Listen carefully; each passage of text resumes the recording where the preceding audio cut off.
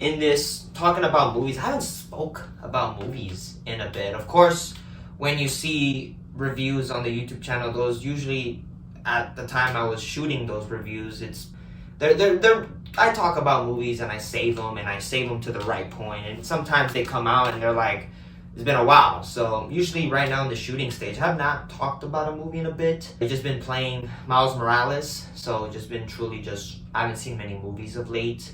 I've just genuinely just been enjoying playing games, of course leading up to Spider-Man 2, so that should be fun. But this is a movie review that I did, and I think it got deleted from something. So I'm actually talking about this movie again, and of course, at the time when I spoke about this movie, I was like super sick, so I can imagine that I was not in the best stage to talk about movies, and I wonder why. But let's get right into it. Let's talk about the film Hugo. Hugo is a family adventure drama. In 1931 Paris, an orphan living in the walls of a train station gets wrapped up into a mystery involving his late father and an automaton. I think that's what it's called. The runtime is 126 minutes. Film's rating is PG in color. Film's directed by Martin Scorsese, known for films Goodfellas, the film The Departed, and Shutter Island.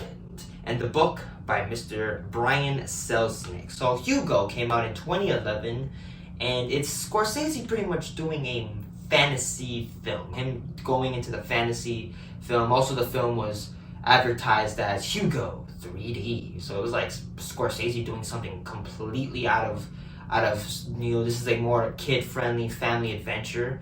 So something, again, Scorsese's not really known for, but it's him really doing something new, something different. And man, Hugo is awesome. I love this film. It's so innocent, so fun. You're really just going through this little boy's life, and of course him and the journey.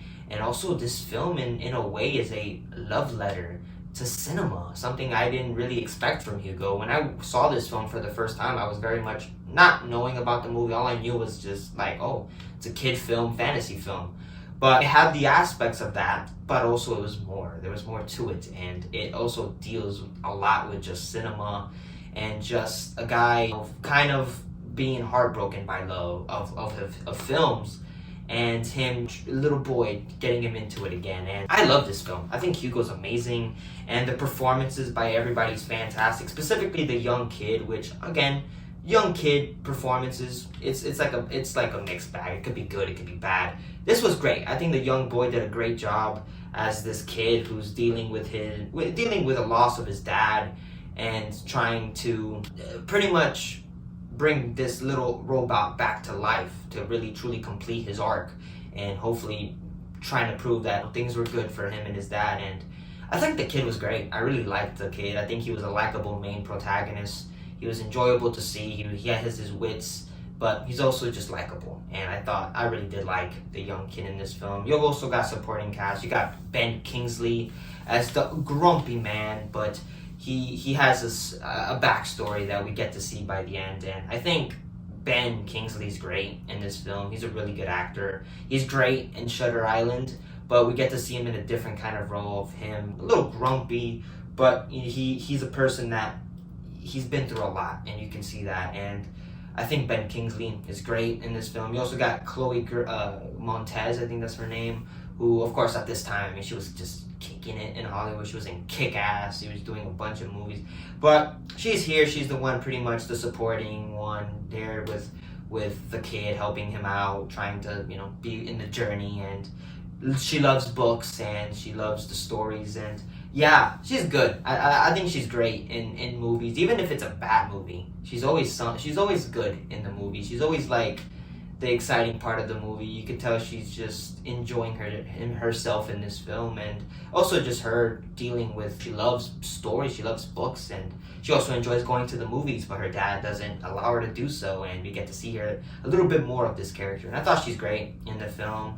You also got freaking Sacha Baron Cohen. He's hilarious. I love the guy, and he's a police officer pretty much antagonizing the young boy, but you also get a little character arc of him and a girl, and he really likes, but he's a little fucked up in a way. But I liked Sacha Baron Cohen. He's great in the movie. He's hilarious, annoying, a little evil in a way because he's the one antagonizing little kids and taking them to jail. But in a way, I don't know, you see little hope in him. And I like Sacha Baron Cohen. And also the great Christopher Lee was in this movie, and it was good seeing him. He was like the guy in the bookstore. It's cool seeing Christopher Lee. I like Christopher Lee. And yeah, great performances. The direction by Scorsese is really good. It's a very well made movie. The pacing is great. The direction is good. And it's just a different film from what you expect from Scorsese, and I think he did it fantastic. It was him doing a fantasy film. It felt like I was watching a Peter Jackson movie for some reason, and it was cool seeing him make a movie like this for something just different of Scorsese. And the writing by John Logan, he did the screenplay for Gladiator, The Last Samurai, and The Aviator with Scorsese, and it's a good screenplay. It's very well written. The story's really fun, really interesting, and I think the guy did a pretty good job adapting this novel or book. And the music by the legendary Howard Shore, of course, known for movies like The Lord of the Rings, Fellowship of the Ring, The Lord of the Rings Two Towers, and The Lord of the Rings Return of the King. So pretty much the Lord of the Rings trilogy. The man's a master composer, and it's cool seeing him do a fantasy film with a different guy, like different Scorsese. That's why when I was watching this movie, I was like, oh, this feels like a Peter Jackson fantasy film. But it makes sense. You got the composer from the movie. So I was like, oh, shit, well, it helps. And the score is great. The cinematography by the man Robert Richardson, known for films like Kill Bill, The Whole Bloody Affair, which is, of course, the 4-hour cut. So I was like, why not just put that there?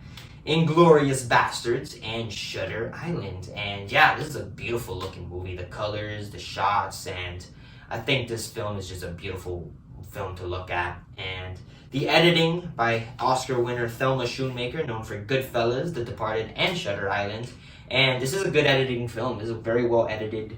The pacing's great. I was never bored by the film when I saw it. And yeah, I think it's very well edited by this really good editor. And I love Hugo. I think Hugo is an amazing film that just has so much heart and just a secret love letter to cinema in a way, something I didn't expect when I saw this film. And it's a love letter to cinema, and just like sometimes things can get hard, and sometimes the passion that you have can slowly fade away, but sometimes that passion will still be there, and sometimes you just need a little boy to give you that help. And I love this movie. I'm gonna give it a 5 out of 5 stars. I absolutely love Hugo. I think it's a fantastic made film, and so much heart, and just an enjoyable experience. And it's damn near perfect. I have nothing bad to say about Hugo.